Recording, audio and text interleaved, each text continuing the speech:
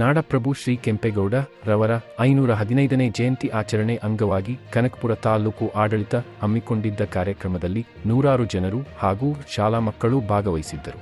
ಈ ಸಂದರ್ಭದಲ್ಲಿ ಕೆಂಪೇಗೌಡರ ಬಗ್ಗೆ ಪುಸ್ತಕ ಬರೆದಿದ್ದ ಶಿಕ್ಷಕರು ಸೇರಿದಂತೆ ಉತ್ತಮ ಅಂಕ ಪಡೆದ ವಿದ್ಯಾರ್ಥಿಗಳಿಗೆ ಸನ್ಮಾನ ಮಾಡಲಾಯಿತು.